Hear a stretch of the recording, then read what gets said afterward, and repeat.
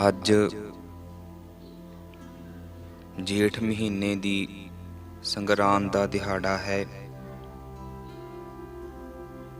ਇਹ ਜੋ ਜੇਠ ਦਾ ਮਹੀਨਾ ਹੈ, ਇਸ ਵਿੱਚ ਸਤਿਗੁਰੂ ਸ੍ਰੀ ਗੁਰੂ ਅਰਜਨ ਦੇਵ ਜੀ ਮਹਾਰਾਜ ਜੀ ਨੇ ਜੇਠ ਸੁਦੀ ਚੌਥ 1663 ਬਿਕਰਮੀ ਨੂੰ ਸ੍ਰੀ ਗੁਰੂ ਗ੍ਰੰਥ ਸਾਹਿਬ ਜੀ ਦੀ ਧੁਰ ਕੀ ਬਾਣੀ ਆਈ ਤਿਨ ਸਗਲੀ ਚਿੰਤ ਮਿਟਾਈ ਨੂੰ ਅਖੰਡ ਰੱਖਣ ਵਾਸਤੇ ਦਿੱਲੀ ਦੀਆਂ ਸੰਗਤਾਂ ਦੀ ਬੇਨਤੀ ਦਾ ਸਤਿਕਾਰ ਕਰਦਿਆਂ ਸੱਚ ਦੀ ਆਵਾਜ਼ ਨੂੰ ਬੁਲੰਦ ਕਰਨ ਵਾਸਤੇ ਲਾਹੌਰ ਵਿਖੇ ਸ਼ਹੀਦੀ ਪ੍ਰਾਪਤ ਕਰਕੇ ਸ਼ਹੀਦਾਂ ਦੇ ਸਰਤਾਜ ਬਣਨਾ ਕੀਤਾ। ਇਸੇ ਜੇਠ ਮਹੀਨੇ ਵਿੱਚ ਸੰਮਤ 1762 ਬਿਕਰਮੀ ਨੂੰ ਸ੍ਰੀ ਮੁਕਤਸਰ ਸਾਹਿਬ ਵਿਖੇ ਭਾਈ ਮਹਾਂ ਸਿੰਘ ਨੇ ਸਮੇਤ ਸਿੰਘਾਂ ਦੇ ਸ਼ਹੀਦੀ ਪ੍ਰਾਪਤ ਕਰਕੇ ਸ੍ਰੀ ਗੁਰੂ ਗੋਬਿੰਦ ਸਿੰਘ ਸਾਹਿਬ ਜੀ ਤੋਂ ਟੁੱਟੀ ਗੰਢਾਈ ਸੀ। ਇਸ ਲਈ ਇਹ ਮਹੀਨਾ ਸਿੱਖ ਸੰਗਤਾਂ ਵਾਸਤੇ ਬੜੀ ਮਹਾਨਤਾ ਵਾਲਾ ਹੈ। ਸੰਗਤਾਂ ਨੇ ਪੰਚਮ ਪਾਤਸ਼ਾਹ ਜੀ ਪਾਸ ਬੇਨਤੀ ਕੀਤੀ, ਹੈ ਮਹਾਰਾਜ ਜੀ, ਇਸ ਸੰਸਾਰ ਵਿੱਚ ਆਪਣੇ ਭਲੇ ਤੇ ਸੁੱਖ ਲਈ ਅਤੇ ਜੀਵਨ ਦੀ ਸਫਲਤਾ ਵਾਸਤੇ ਕੋਈ ਕਿਸੇ ਨਾਲ ਜੁੜਦਾ ਹੈ, ਕੋਈ ਕਿਸੇ ਨਾਲ ਜੁੜਦਾ ਹੈ। ਸਾਨੂੰ ਕਿਸ ਨਾਲ ਜੁੜਨਾ ਚਾਹੀਦਾ ਹੈ? ਤਾਂ ਸਤਿਗੁਰੂ ਜੀ ਫਰਮਾਉਂਦੇ ਹੈ, ਹੇ ਗੁਰਸਿੱਖੋ, ਜੇ ਆਪਣੇ ਸਰਬ ਕਾਰਜਾਂ ਦੀ ਸਿੱਧੀ ਕਰਨਾ ਚਾਹੁੰਦੇ ਹੋ ਤਾਂ ਉਸ ਸਰਬ ਸ਼ਕਤੀਮਾਨ ਪਰਮੇਸ਼ਰ ਨਾਲ ਜੁੜਨਾ ਕਰੋ। ਹਰ ਜੇਠ ਜੁੜਨ ਦਾ ਲੋੜੀ ਹੈ, ਜਿਸ ਅੱਗੇ ਸਭ ਨਿਵਾਨਾ। ਜੇਠ ਦੇ ਮਹੀਨੇ ਦੁਆਰਾ ਕਥਨ ਕਰਦੇ ਆ, ਹਰੀ ਅਕਾਲ ਪੁਰਖ ਅੰਤਰਜਾਮੀ ਨਾਲ ਜੁੜਨਾ ਚਾਹੀਦਾ ਹੈ, ਜਿਸ ਪਰਮੇਸ਼ਰ ਅੱਗੇ ਸਾਰੀਆਂ ਤਾਕਤਾਂ ਝੁਕਦੀਆਂ ਨੀਵੀਆਂ ਹੁੰਦੀਆਂ। ਇਸ ਮਹੀਨੇ ਵਿੱਚ ਤਰ ਤੀਬਰ ਤਰ ਤਮ ਬੈਰਾਗ ਸਹਿਤ ਹੋ ਕੇ ਪਰਮੇਸ਼ਰ ਨਾਲ ਜੁੜਨਾ ਚਾਹੀਦਾ ਹੈ, ਕਿਉਂਕਿ ਹਰ ਸਿਉ ਜੁਰੈ ਤਾਂ ਸਭ ਕੋ ਮੀਤ, ਹਰ ਸਿਉ ਜੁਰੈ ਤਾਂ ਨਿਹਚਲ ਚੀਤ, ਹਰ ਸਿਉ ਜੁਰੈ ਨਾ ਵਿਆਪੈ ਕਾੜਾ, ਹਰ ਸਿਉ ਜੁਰੈ ਤਾਂ ਹੋਏ ਨਿਸਤਾਰਾ। ਹਰੇ ਮਨ ਮੇਰੇ ਤੂੰ ਹਰ ਸਿਉ ਜੋਰ, ਕਾਜ ਤੁਹਾਰੈ ਨਾਹੀ ਹੋਰ। ਕੋਈ ਕਿਸੇ ਨਾਲ ਪਿਆਰ ਰੱਖਦਾ ਹੈ, ਕਿਸੇ ਨਾਲ ਜੁੜਦਾ ਹੈ, ਕੋਈ ਮਿੱਤਰ ਬਣਾਉਂਦਾ ਹੈ, ਕੋਈ ਆਪਣੇ ਸਾਖ ਸੰਬੰਧੀਆਂ ਨਾਲ ਕੁੜਮਾਂ ਨਾਲ ਜੁੜਦਾ ਹੈ, ਕੋਈ ਕਿਸੇ ਸਰਪੰਚ ਨਾਲ ਚੌਧਰੀ ਨਾਲ ਜੁੜਦਾ ਹੈ, ਲੀਡਰ ਨਾਲ ਜੁੜਦਾ ਹੈ। ਪਰ ਗੁਰੂ ਸਾਹਿਬ ਕਹਿੰਦੇ, ਕਿਸ ਹੀ ਧੜਾ ਕੀਆ ਮਿੱਤਰ ਸੁੱਤ ਨਾਲ ਭਾਈ, ਕਿਸ ਹੀ ਧੜਾ ਕੀਆ ਕੁੜਮ ਸਕੇ ਨਾਲ ਜਵਾਈ, ਕਿਸ ਹੀ ਧੜਾ ਕੀਆ ਸਿਕਦਾਰ ਚੌਧਰੀ ਨਾਲ ਆਪਣੇ ਸੁਆਈ। ਆਪਣੇ ਸਵਾਰਥ ਲਈ ਹਮਰਾ ਧੜਾ ਹਰ ਰਹਿਆ ਸਮਾਈ। ਸਾਡਾ ਧੜਾ, ਸਾਡਾ ਜੋੜ ਤੇਰੇ ਨਾਲ ਹੈ ਪ੍ਰਮਾਤਮਾ। ਧਰੂ ਭਗਤ ਜੁੜਿਆ ਤਾਂ ਇੱਥੋਂ ਦਾ ਰਾਜ ਅਟਲ ਪਦਵੀ ਦੀ ਪ੍ਰਾਪਤੀ ਹੋਈ।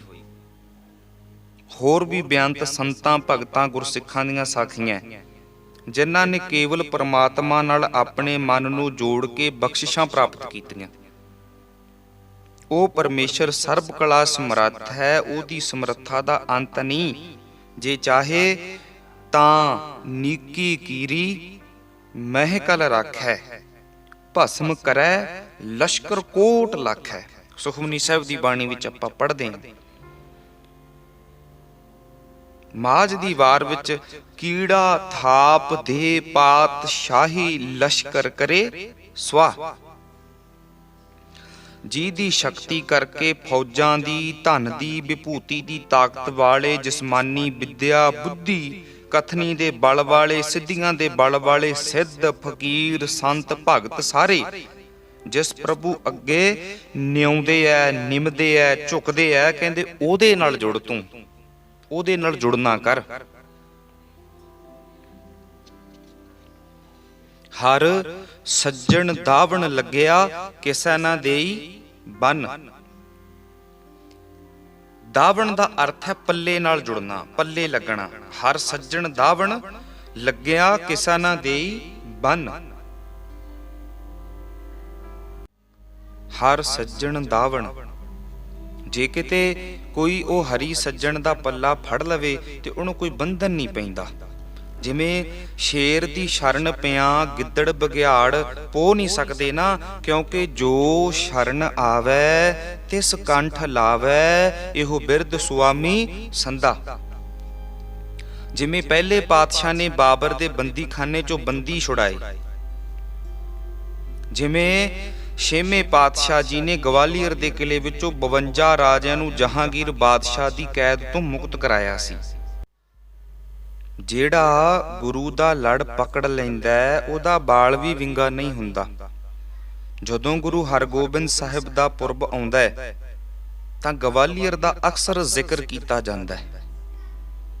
ਗਵਾਲੀਅਰ ਦਾ ਕਿਲਾ ਉਹ ਰਾਜਸੀ ਕੈਦੀਆਂ ਵਾਸਤੇ ਕੈਦਖਾਨਾ ਸੀ ਜਿਸ ਵਿੱਚ ਗਏ ਹੋਏ ਕੈਦੀ ਕਦੇ ਵਾਪਸ ਨਹੀਂ ਸੀ ਆਉਂਦੇ।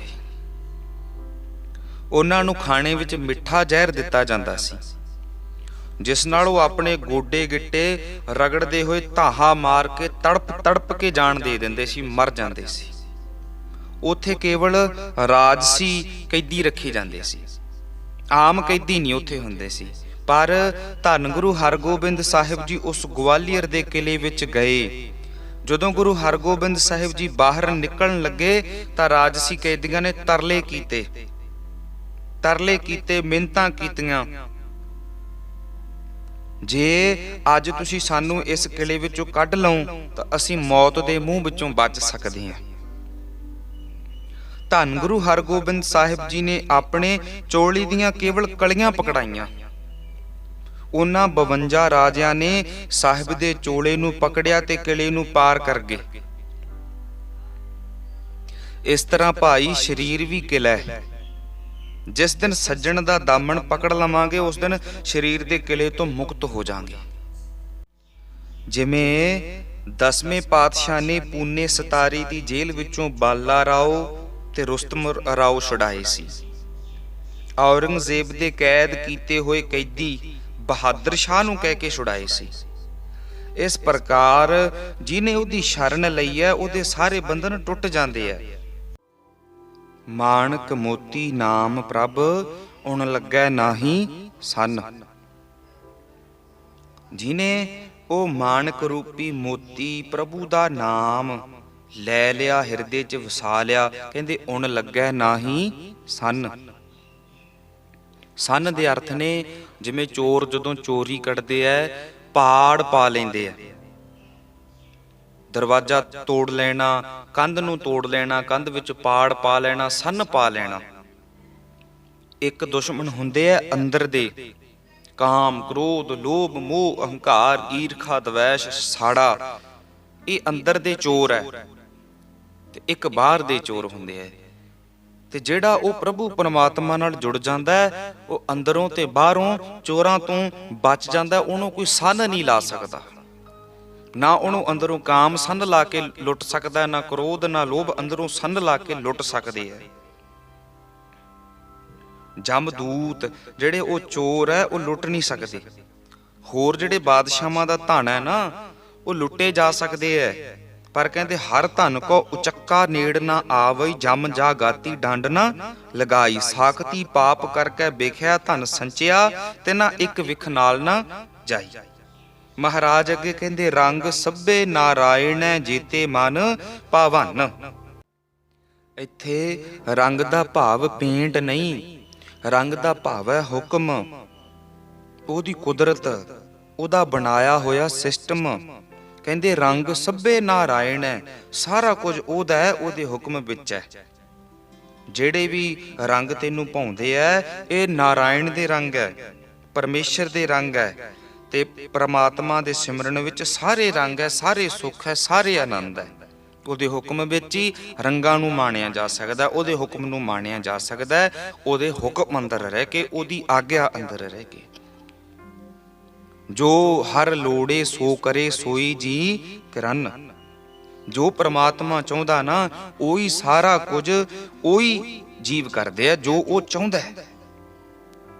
ਵਰਤਮਾਨ ਸਮੇਂ ਵਿੱਚ ਜੀਵ ਉਸੇ ਅਨੁਸਾਰ ਚੱਲਦਾ ਹੈ, ਭੂਤਕਾਲ ਵਿੱਚ ਵੀ ਉਸੇ ਅਨੁਸਾਰ ਚੱਲਿਆ ਹੈ ਤੇ ਉਸੇ ਅਨੁਸਾਰ ਹੀ ਅੱਗੇ ਚੱਲਣਾ ਹੈ। ਜੋ ਪ੍ਰਭ ਕੀਤੇ ਆਪਣੇ ਸੇਈ ਕਹੀਏ ਧਨ। ਜੋ ਮਨੁੱਖ ਪ੍ਰਭੂ ਨੇ ਆਪਣੀ ਤਰਫ ਕਰ ਲਏ, ਆਪਣੇ ਦਾਸ ਬਣਾ ਲਏ, ਉਹ ਧਨਤਾ ਦੇ ਯੋਗ ਹੋ ਜਾਂਦੇ ਹੈ। ਮਹਾਰਾਜ ਕਹਿੰਦੇ ਧਨ ਧਨ ਧਨ ਜਨ ਆਇਆ, ਜਿਸ ਪ੍ਰਸਾਦ ਸਭ ਜਗਤ ਤਰਾਇਆ। ਜਨ ਆਵਨ ਕਾ ਇਹ ਸੁਆਓ, ਜਨ ਕੈ ਸੰਗ ਚਿਤ ਆਵੈ ਨਾਉ। ਆਪ ਮੁਕਤ ਮੁਕਤ ਕਰੈ ਸੰਸਾਰ, ਨਾਨਕ ਤਿਸ ਜਨ ਕੋ ਸਦਾ ਨਮਸਕਾਰ। ਰਾਗ ਦੇਵ ਗੰਧਾਰੀ ਵਿੱਚ ਮਹਾਰਾਜ ਪੰਚਮ ਪਾਤਸ਼ਾਹ ਕਹਿੰਦੇ ਸਫਲ ਜਨਮ ਹਰ ਜਨ ਕਾ ਉਪਜਿਆ, ਜਿਨ ਕੀਨੋ ਸੌਤ ਵਿਧਾਤਾ। ਸਗਲ ਸਮੂਲ ਹੈ ਉਧਰੇ, ਨਾਨਕ ਪੂਰਨ ਬ੍ਰਹਮ ਪਛਾਤਾ। ਹੋਰ ਭਾਵੇਂ ਕੋਈ ਵੀ ਚੱਕਰਵਰਤੀ ਰਾਜਾ ਵੀ ਕਿਉਂ ਨਾ ਹੋਵੇ, ਉਹ ਧਨ ਨਹੀਂ ਕਹਾ ਸਕਦਾ, ਉਹ ਧਨਤਾ ਦੇ ਯੋਗ ਨਹੀਂ। ਅੱਗੇ ਮਹਾਰਾਜ ਕਹਿੰਦੇ ਆਪਣ ਲੀਆ ਜੇ ਮਿਲੈ ਵਿਛੁੜ ਕਿਉਂ ਰੋਵਨ। ਆਪਣ ਲੀਆ, ਆਪਣ ਲੀਆ ਦੇ ਇੱਥੇ ਅਰਥ ਨੇ ਕਈ ਵਾਰ ਆਪਾਂ ਆਪਣੀ ਮਰਜ਼ੀ ਕਰਦੇ ਆਂ, ਆਪਣੀ ਮਰਜ਼ੀ ਨਾਲ ਆਪਾਂ ਜ਼ਿੰਦਗੀ ਜਿਉਣੇ ਆ। ਆਪਾਂ ਨੂੰ ਇਹ ਲੱਗਦਾ ਵੀ ਜਿਹੜੇ ਅਸੀਂ ਆਪਣੀ ਮਰਜ਼ੀ ਦੇ ਨਾਲ ਕਰਮ ਕਰਾਂਗੇ ਉਹਨਾਂ ਦੇ ਨਾਲ ਉਸ ਪਰਮਾਤਮਾ ਦੀ ਪ੍ਰਾਪਤੀ ਹੋ ਸਕਦੀ ਹੈ। ਇਹ ਸਾਡਾ ਵਹਿਮ ਹੈ। ਗੁਰਾਂ ਦੇ ਉਪਦੇਸ਼ ਤੋਂ ਬਿਨਾਂ ਆਪਣੇ ਯਤਨ ਕਰਨ ਵਾਲਾ ਆਪਣਾ ਲੀਤਾ ਜੇਕਰ ਰੱਬ ਮਿਲ ਸਕਦਾ ਹੋਵੇ ਤੇ ਵਿਛੜੇ ਹੋਏ ਕਿਉਂ ਰੋਣ, ਉਹ ਉਸ ਤੋਂ ਵਿਛੜ ਕੇ ਕਿਉਂ ਰੋਣ। ਆਪਣੇ ਹੰਕਾਰ ਨਾਲ ਜੋ ਆਪਾਂ ਮਰਜ਼ੀ ਨਾਲ ਕਰਮ ਤੇ ਸੇਵਾ ਕਰਦੇ ਆਂ, ਉਹਦੇ ਨਾਲ ਪਰਮੇਸ਼ਰ ਦੀ ਪ੍ਰਾਪਤੀ ਨਹੀਂ ਹੋਣੀ। ਕਬੀਰ ਸਾਹਿਬ ਕਹਿੰਦੇ ਕਬੀਰ ਰਹਿ ਨਾਇਰ ਬਿਸ਼ੋਰਿਆ, ਰਹੋ ਰੇ ਸੰਖ ਮਜੂਰ। ਦੇਵਲ ਦੇਵਲ ਧਾਹੜੀ, ਦਿਸ ਹੈ ਉਗਵਤ ਸੂਰ। ਜੀਵ ਰੂਪ ਸੰਖ ਕਾਲ ਰੂਪ ਦਿਨ ਚੜ੍ਹਨ ਤੋਂ, ਪਰਮੇਸ਼ਰ ਰੂਪ ਸਮੁੰਦਰ ਵਿੱਚੋਂ ਵਿਛੜ ਕੇ ਸ਼ਰੀਰਾਂ ਰੂਪ ਮੰਦਰਾਂ ਵਿੱਚ ਧਾਹਾ ਮਾਰ ਕੇ ਰੋਊਆ। ਭਾਵ 84 ਦੇ ਚੱਕਰਾਂ ਵਿੱਚ ਗੇੜੇ ਵਿੱਚ ਭੌਂਦਾ ਹੋਇਆ ਰੋਊਆ। ਸੋ ਭਾਈ ਆਪਣਤ ਰੱਖਣ ਨਾਲ ਪਰਮੇਸ਼ਰ ਨਹੀਂ ਮਿਲਦਾ। ਫਿਰ ਪ੍ਰਸ਼ਨ ਪੈਦਾ ਹੋਵੇਗਾ, ਫਿਰ ਕਿਵੇਂ ਪ੍ਰਾਪਤੀ ਹੋਵੇਗੀ, ਉਹ ਕਿਵੇਂ ਮਿਲੂਗਾ। ਫਿਰ ਅੱਗੇ ਮਹਾਰਾਜ ਜਵਾਬ ਦਿੰਦੇ ਨੇ ਸਾਧੂ ਸੰਗ ਪ੍ਰਾਪਤੇ, ਨਾਨਕ ਰੰਗ ਮਾਨਣ। ਗੁਰੂ ਜੀ ਕਥਨ ਕਰਦੇ ਐ ਸਾਧੂਆਂ ਦੇ ਸੰਗ ਕਰਕੇ ਜਿਨ੍ਹਾਂ ਨੂੰ ਪ੍ਰਭੂ ਪ੍ਰਾਪਤ ਹੋਇਆ, ਉਹ ਅਭੇਦਤਾ ਰੂਪ ਮੁਕਤ ਹੋਣ ਰੂਪ ਆਨੰਦ ਮਾਣਦੇ ਐ। ਨਾਨਕ ਲੀਨ ਭਇਓ ਗੋਬਿੰਦ ਸਿਉ, ਜਿਉ ਪਾਨੀ ਸੰਗ ਪਾਨੀ। ਅਖੀਰਲੀ ਤੁਕ ਮਹਾਰਾਜ ਕਹਿੰਦੇ ਹਰ ਜੇਠ ਰੰਗੀਲਾ ਤਿਸ ਧਣੀ, ਜਿਸ ਕੈ ਭਾਗ ਮਥਨ। ਜੇਠ ਦੇ ਮਹੀਨੇ ਦੁਆਰਾ ਕਥਨ ਕਰਦੇ ਐ ਮਾਲਕ ਹਰੀ ਦੀ ਅਭੇਦਤਾ ਦਾ, ਰੰਗੀਲਾ ਦਾ, ਰੰਗਾਂ ਦਾ ਆਨੰਦ ਉਸ ਨੂੰ ਪ੍ਰਾਪਤ ਹੁੰਦਾ ਹੈ ਜਿਸ ਦੇ ਮੱਥੇ ਦੇ ਚੰਗੇ ਭਾਗ ਹੈ। ਜਿਹ ਵਿਖਿਆ ਸਗਲੀ ਤਜੀ, ਲਿਓ ਭੈਖ ਬੈਰਾਗ। ਕਹੋ ਨਾਨਕ ਸੁਣ ਰੇ ਮਨਾ, ਤੇ ਨਰ ਮਥ ਹੈ ਭਾਗ। ਭਾਵ ਜਿਨ੍ਹਾਂ ਨੇ ਵਿਸ਼ੇ ਵਿਕਾਰ ਸਾਰੇ ਵਿਖਿਆ, ਸਗਲੀ ਤਜੀ, ਜਿਨ੍ਹਾਂ ਨੇ ਸਾਰੇ ਵਿਸ਼ੇ ਵਿਕਾਰ ਛੱਡ ਕੇ ਕਹਿੰਦੇ ਲਿਓ ਭੇਖ ਬੈਰਾਗ, ਜਿਨ੍ਹਾਂ ਨੇ ਬੈਰਾਗ ਧਾਰਨ ਕਰ ਲਿਆ, ਉਹਨਾਂ ਨੂੰ ਆਨੰਦ ਪ੍ਰਾਪਤ ਹੋਇਆ। ਮਹਾਰਾਜ ਧੰਨ ਗੁਰੂ ਗੋਬਿੰਦ ਸਿੰਘ ਜੀ ਨੇ ਬਚਿੱਤਰ ਨਾਟਕ ਤੇ ਬਿਰਹਾ ਨਾਟਕ 12 ਮਾਹ ਦੀ ਕਾਵਿ ਸ਼ੈਲੀ ਲਿਖੀ ਹੈ। ਪਰ ਹਿੰਦੁਸਤਾਨ ਦੀ ਰੀਤ ਤੋਂ ਹਟ ਕੇ ਉਹ ਜੇਠ ਤੋਂ ਆਰੰਭ ਕਰਦੇ ਸੱਚੇ ਪਾਤਸ਼ਾਹ ਨੇ ਗੁਰੂ ਗ੍ਰੰਥ ਸਾਹਿਬ ਜੀ ਵਿੱਚ ਆਏ 12 ਮਾਹ ਵਾਂਗੂ ਚੇਤ ਤੋਂ ਹੀ ਸ਼ੁਰੂ ਕੀਤਾ। ਬੈਰਾਗ ਤੋਂ ਅਨੁਰਾਗ ਤੱਕ ਦਾ ਸਫ਼ਰ ਦਰਸਾਇਆ। ਮਹਾਰਾਜ ਕਹਿੰਦੇ ਨੀਰ ਸਮੀਰ ਹੁਤਾਸਨ ਕੇਸਮ ਔਰ ਆਕਾਸ਼ ਧਰਾਤ ਪਤਾਈ। ਜੇਠ ਨੂੰ ਬੜਾ ਬਲਵਾਨ ਕਿਹਾ ਕਿਉਂਕਿ ਜੇਠ ਚੜ੍ਹਦੇ ਹੀ ਪਾਣੀ ਤੇ ਹਵਾ ਅੱਗ ਵਾਂਗ ਹੋ ਜਾਂਦੇ ਹੈ। ਹਰ ਚੀਜ਼ ਤਪ ਖਲਾਉਂਦੀ ਹੈ, ਚੱਲਦੇ ਰਾਹੀ ਰੁਕ ਜਾਂਦੇ ਹੈ। ਪੰਥ ਨਾ ਪੰਥੀ ਚਲੈ ਕਊਓ, ਸਾਰੇ ਰਾਹੀ ਰੁਕ ਜਾਂਦੇ ਹੈ। ਦਰਖਤਾਂ ਦੀ ਠੰਡੀ ਛਾਂ ਦੇਖ ਕੇ ਬੈਠ ਜਾਂਦੇ ਆ, ਦਰਖਤ ਦੇਖ ਕੇ। ਮਹਾਰਾਜ ਕਹਿੰਦੇ ਤਰ ਤਾਕ ਤਰੈ ਤਨ ਤਾਪ ਸਿਰਾਈ। ਜੇਠ ਮਹਾ ਬਲਵੰਤ ਭਇਓ, ਅਤ ਵਿਆਕੁਲ ਜੀ ਮਹਾਰਤ ਪਾਈ। ਤੇ ਜੇ ਬੰਦੇ ਨੂੰ ਇਸ ਗਰਮੀ ਵਿੱਚ, ਇਸ ਤਪਦੀ ਲੋ ਵਿੱਚ ਦਰਖਤ ਦੀ ਛਾਂ ਨਾ ਮਿਲੇ ਨਾ ਤੇ ਉਹ ਵਿਆਕਲ ਹੋ ਜਾਂਦਾ, ਤਪ ਪੈਂਦਾ ਹੈ। ਇਸੇ ਤਰ੍ਹਾਂ ਪਤੀ ਨਾ ਮਿਲਣ ਕਰਕੇ ਜੀਵ ਰੂਪ ਇਸਤਰੀ ਵਿਆਕਲ ਹੋ ਉੱਠਦੀ ਹੈ। ਹਰ ਸਵਈਏ ਵਿੱਚ ਦਸਮ ਪਿਤਾ ਨੇ ਦੱਸਿਆ ਕਿ ਜੀਵ ਆਤਮਾ ਤੜਪ ਰਹੀ ਹੈ, ਪਰ ਕੈਸਾ ਬੇਦਰਦੀ ਕਾਨ ਕਸਾਈ ਕਿ ਉਸ ਨੂੰ ਕੋਈ ਦਰਦ ਨਹੀਂ ਉੱਠਿਆ। ਹਰ ਮਹੀਨੇ ਵਾਤਾਵਰਣ ਵਿੱਚ ਤਬਦੀਲੀ, ਤਲਖੀ, ਤੀਬਰਤਾ ਆਉਂਦੀ ਹੈ। ਉਸ ਦਾ ਵਰਣਨ ਕਰਕੇ ਅੰਤਲੀ ਤੁਕ ਵਿੱਚ ਗੁਰੂ ਜੀ ਨੇ ਲਿਖਿਆ, ਟਸਕਿਓ ਨਾ ਹਿਓ, ਕਸਕਿਓ ਨਾ ਕਸਾਈ। ਜੇਠ ਦੇ ਮਹੀਨੇ ਦੀ ਗਰਮੀ ਚੁਭਵੀਂ ਹੁੰਦੀ ਹੈ, ਚਿੱਤ ਕਾਲਾ ਪੈਂਦਾ, ਤ੍ਰੇਹ ਲੱਗਦੀ ਹੈ। ਜਿਵੇਂ ਜੇਠ ਵਿੱਚ ਆਪਾਂ ਜਦੋਂ ਕਿਸੇ ਦਰਖਤ ਥੱਲੇ ਟਿਕ ਕੇ ਬਹਿੰਦੇ ਆ ਨਾ ਤਾਂ ਸ਼ਾਂਤੀ ਮਿਲਦੀ ਹੈ, ਇਸੇ ਤਰ੍ਹਾਂ ਪ੍ਰਭੂ ਦੇ ਨਾਮ ਰੂਪੀ ਦਰਖਤ ਹੇਠ ਆਪਾਂ ਟਿਕ ਕੇ ਬੈਠਾਂਗੇ, ਸਾਡਾ ਮਨ ਟਿਕ ਕੇ ਬੈਠੂਆ ਤੇ ਇਹਨੂੰ ਸ਼ਾਂਤੀ ਮਿਲਣੀ ਹੈ। ਧੁੱਪੇ ਭਟਕਣ ਦੇ ਨਾਲ, ਭਾਵ ਵਿਸ਼ੇ ਵਿਕਾਰਾਂ ਵਿੱਚ ਭਟਕਣ ਦੇ ਨਾਲ ਲੂ ਲੱਗਣੀ ਹੈ, ਤਪਸ਼ ਮਿਲਣੀ ਹੈ, ਪਰ ਰੱਬ ਰੂਪੀ ਸਿਮਰਨ ਰੂਪੀ ਦਰਖਤ ਦੇ ਹੇਠ ਬੈਠ ਕੇ ਸਾਨੂੰ ਸ਼ਾਂਤੀ ਮਿਲਣੀ ਹੈ, ਸਾਨੂੰ ਛਾਂ ਮਿਲਣੀ ਹੈ, ਸਾਨੂੰ ਠੰਡ ਪ੍ਰਾਪਤ ਹੋਣੀ ਹੈ। ਗਰੀਖਮ ਰੁੱਤ ਅਤ ਗਾਖੜੀ, ਜੇਠ ਅਖਾੜੇ ਕਾਮ ਜੀਓ। ਜੇਠ ਦੇ ਮਹੀਨੇ ਦੀ ਤਪਸ਼ ਨੂੰ ਲੈ ਕੇ ਭੰਗਾਣੀ ਦੇ ਯੁੱਧ ਵਿੱਚ ਕਿਰਪਾਲ ਉਦਾਸੀ ਨੇ ਕਿਵੇਂ ਹੱਥ ਕੁੱਤਕ ਲੈ ਕੇ ਵਿਰੋਧੀਆਂ ਦੇ ਪਸੀਨੇ ਛੁਟਵਾਏ ਦਾ ਵਰਣਨ ਕੀਤਾ। ਕਹਿੰਦੇ, ਜਬ ਚੜਿਆ ਜੇਠ ਬਿਲਾਸੀ, ਪ੍ਰਬਲ ਤੀਸ਼ਣ ਧੂਪ ਪ੍ਰਕਾਸ਼ੀ, ਸੂਰਜ ਉਤਰਾਖੰਡ ਨਿਵਾਸੀ, ਧਰਤੀ ਤਪ ਕੇ ਭਈ ਤਵਾਸੀ, ਕੁੱਤਕ ਫੜੀ ਕਿਰਪਾਲ ਉਦਾਸੀ, ਮਾਨੋ ਪਾਡੋ ਗਦਾ ਉਦਾਸੀ, ਧਾਇਆ ਯੁੱਧ ਨੂੰ। ਭਾਈ ਵੀਰ ਸਿੰਘ ਨਾਂ ਦੇ ਕਵੀ ਨੇ 12 ਮਾਹ ਨੂੰ ਫਿਰਾਕ ਤੇ ਤੜਪ ਲਈ ਨਾਂ ਵਰਤ ਕੇ ਗੁਰੂ ਗੋਬਿੰਦ ਸਿੰਘ ਜੀ ਦੇ ਯੁੱਧਾਂ ਦਾ ਵਰਣਨ ਕਰਕੇ ਯੁੱਧ ਚਰਿੱਤਰ ਲਿਖਿਆ। ਹਰ ਮਹੀਨੇ ਨੂੰ ਲੈ ਕੇ ਕਲਗੀਆਂ ਵਾਲੇ ਦਾ ਜਲਾਲ ਦੱਸਿਆ। ਆਓ ਅੰਦਰੋਂ ਦਾਮਨ ਫੜੀਏ ਸਤਿਗੁਰੂ ਦਾ, ਅੰਦਰੋਂ ਸ਼ਬਦ ਨਾਲ ਜੁੜੀਏ। ਜਦੋਂ ਉਸ ਦਾ ਲੜ ਫੜ ਲਿਆ ਆਪਾਂ, ਫਿਰ ਕਿਸੇ ਦੀ ਤਾਕਤ ਨਹੀਂ ਕਿ ਸਾਨੂੰ ਬਣ ਸਕੇ। ਚਾਹੇ ਅੰਦਰ ਦਾ ਦੁਸ਼ਮਣ ਹੋਵੇ, ਚਾਹੇ ਬਾਹਰ ਦਾ ਦੁਸ਼ਮਣ ਹੋਵੇ, ਦਿਨ ਭਾਗਾਂ ਵਾਲਾ ਉਹ ਹੈ ਜਿਸ ਦਿਨ ਮੇਰੇ ਸਾਈਂ ਦੀ ਯਾਦ ਹਿਰਦੇ ਵਿੱਚ ਵਸ ਜੇ, ਮੇਰੇ ਅੰਦਰ ਖੇੜਾ ਆ ਸਕੇ। ਜੇ ਗੋਬਿੰਦ ਮੇਰੇ ਹਿਰਦੇ ਵਿੱਚ ਵਸ ਜਾਏ। ਮਹਾਰਾਜ ਕਹਿਣ ਲੱਗੇ, ਜੇਠ ਦੇ ਦਿਨ ਵੱਡੇ ਵੱਡੇ ਹੁੰਦੇ ਐ, ਚੇਤੇ ਰੱਖੀ। ਜੇ ਤੂੰ ਸੁੱਖ ਚਾਹੁੰਦਾ ਹੈ, ਜੇ ਤੂੰ ਜਮਾਂ ਦੀ ਫਾਹੀ ਤੋਂ ਬਚਣਾ ਚਾਹੁੰਦਾ ਹੈ, ਫਿਰ ਉਸ ਅੱਗੇ ਝੁਕ ਜਾ ਜਿਸ ਅੱਗੇ ਸਾਰੀ ਦੁਨੀਆ ਝੁਕੀ ਹੈ। ਉਹਦੇ ਲੜ ਲੱਗ ਕੇ ਤੈਨੂੰ ਕੋਈ ਬੰਨ ਨਹੀਂ ਸਕਦਾ। ਅਰਦਾਸ ਕਰ, ਦਾਤਾ ਮੇਰੇ ਅੰਦਰ ਨਾਮ ਦੀ ਬੂੰਦ ਪਾ ਕੇ ਮੇਰੇ ਅੰਦਰ ਨੂੰ ਤ੍ਰਿਪਤ ਕਰ ਦੇ। ਮੀਂਹ ਪੈਂਦਾ, ਸੱਪ ਬੜੇ ਖੁਸ਼ ਹੁੰਦੇ ਐ। ਮੱਛੀ ਜਿਹੜੀ ਪਾਣੀ ਤੋਂ ਬਿਨਾਂ ਤੜਪਦੀ ਸੀ, ਮੀਂਹ ਪਿਆ ਤੇ ਤਲਾਬ ਭਰ ਗਿਆ, ਉਹ ਖੁਸ਼ ਹੋ ਜਾਂਦੀ ਹੈ।